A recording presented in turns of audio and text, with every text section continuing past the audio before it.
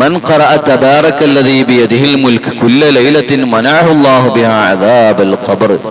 എല്ലാ രാത്രിയിലും തബാറക സൂറത്ത് ഓതുന്ന മനുഷ്യനെ ഖബർ ശിക്ഷയിൽ നിന്ന് അല്ലാഹു സംരക്ഷിക്കുന്നതാണ്. അവന്റെ ഖബറിൽ ശിക്ഷ ഉണ്ടാവുകയില്ല തബാറക സൂറത്ത് ഓതുന്ന ആളുകൾ. നിങ്ങൾ നോക്ക്, ഹബീബായ മുത്തുനബി സല്ലല്ലാഹു അലൈഹി വസല്ലം തങ്ങളുടെ സ്വഹാബത്തിന്റെ കൂട്ടത്തിൽപ്പെട്ട ഒരു സ്വഹാബി ളറബ ഖിബാഅഹു അലാ ഖബറിൻ വഹുവ ലാ യഹ്സിബു അന്നഹു ഖബറുൻ. അദ്ദേഹം ഒരു ടെന്റ് കെട്ടി ഒരു ചെറിയ വീട് നിർമ്മിച്ചു. എവിടെയാണ്? ഒരു ഖബറിന്റെ പുറത്താണ്. അവിടെ ഖബറുണ്ട് എന്ന് അദ്ദേഹത്തിന് അറിയില്ല. അറിയാതെയാണ് അദ്ദേഹം അവിടെ വീട് വെച്ചിട്ടുള്ളത്. ഫൈദാ ഫീഹി ഇൻസാനു യഖറഉ സൂറത തബാറക ഹത്താ ഖതമഹാ. അങ്ങനെ അദ്ദേഹം ആ വീട്ടിൽ താമസമാക്കി. സുബ്ഹാനല്ലാഹ്, തബാറക സൂറത്ത് അതിന്റെ ഉള്ളിൽ നിന്ന് ഇങ്ങനെ ഓതുന്നത് അദ്ദേഹം കേൾക്കുകയാണ്.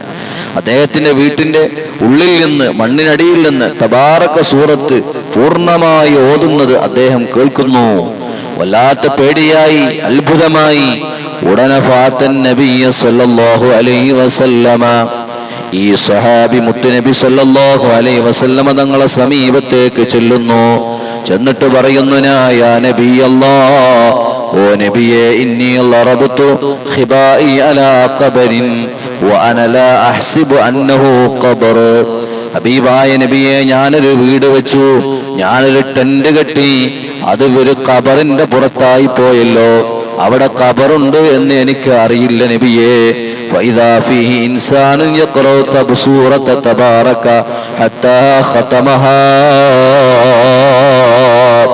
ആ മണ്ണിനടിയിൽ നിന്ന്, എന്റെ വീടിന്റെ ഉള്ളിൽ നിന്നതാ തബാറക സൂറത്ത് എല്ലാ ദിവസവും പൂർണ്ണമായി ഓതുന്നത് ഞങ്ങൾ കേൾക്കുന്നു നബിയേ.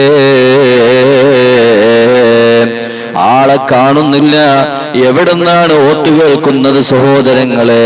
ഖബറിന്റെ ഉള്ളിൽ നിന്ന് കേൾക്കുകയാണ്. ഹബീബായ തങ്ങളോട് ചെന്ന് ഈ വിവരം പറഞ്ഞപ്പോൾ അള്ളാഹുവിന്റെ ഹബീബ് പറഞ്ഞു, ഖാല ലഹു റസൂലുള്ളാഹ് തിൽകൽ മാനിഅ തുൻജി മിൻ അദാബിൽ ഖബർ.